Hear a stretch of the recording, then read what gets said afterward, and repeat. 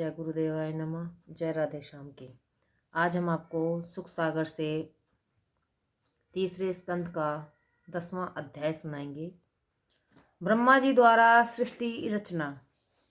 विदुर जी ने मैत्री जी से पूछा, हे ऋषि, नारायण भगवान के अंतर्ध्यान होने पर लोकों के पितामह ब्रह्मा जी ने किस प्रकार से प्रजाओं की रचना की? हे भगवान, मैंने आपसे उधर जो कुछ पूछा है उसके साथ इस विषय को भी मुझे समझाकर बतलाइए। सूत जी कहते हैं, हे भार्गव, जब इस प्रकार विदुर जी ने पूछा तब मैत्रेय जी मुनि प्रसन्न होकर बोले, हे विदुर जी, नारायण के अंतर्ध्यान होने पर ब्रह्मा जी ने उसी कमल पुष्प पर बैठकर देवताओं के 1000 वर्ष प्रमाण तक तपस्या की पश्चात महाप्रलय के उस जल को जो समुद्र की उताल तरंगों के समान उमड़ रहा था उठाकर आकाश में व्याप्त कर दिया। तब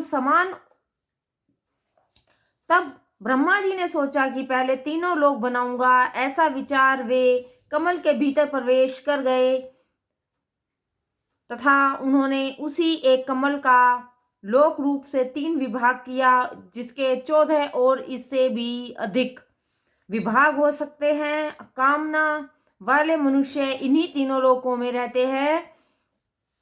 जब मैत्रेय जी ने ऐसे कहा, तब विदुर जी ने उनसे पूछा, हे भगवान, आपने जो विष्णु जी का काल नामक लक्षण कहा है वह यथार्थ रूप में जैसा हो उसका हमसे वर्णन कीजिए। मैत्रेय जी बोले, हे साधो, काल ईश्वर का एक उपादान कारण है।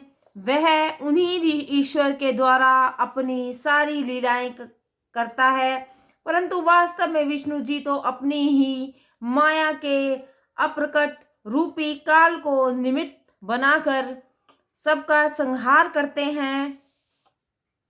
इससे वह काल नामक लक्षण उस ईश्वर रूपी कर्ता से अलग प्रकाशित होता है। हे साधो, इस समय जैसा संसार में वैसा ही पहले भी था और आगे भी रहेगा, किंतु यह द्रव्य और गुणों द्वारा 3 प्रकार से प्रलय को प्राप्त होता रहता है।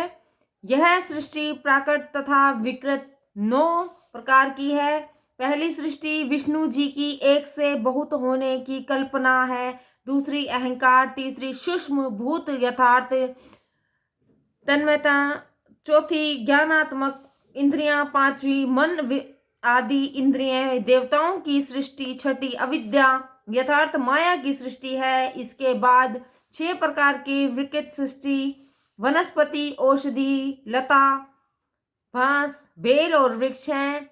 यह सृष्टि अचेतन है और इसके बाद चेतन सृष्टि है जो 28 प्रकार की है, जिसमें गौ, अज आदि 9 प्रकार के 2 खुर वाले और गधा, घोड़ा इत्यादि 1 खुर वाले पशु हैं। इनके अतिरिक्त कुत्ता, व्यग आदि 5 नख वाले और कंक, गध, बाज इत्यादि 5 नख वाले हैं।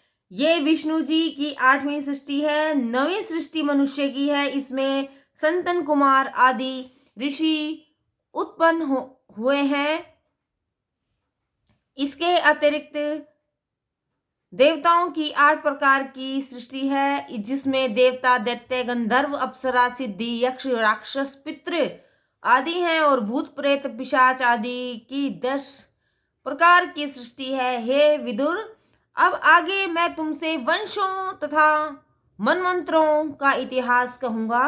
जय गुरुदेवाय नमः। जय राधे श्याम की।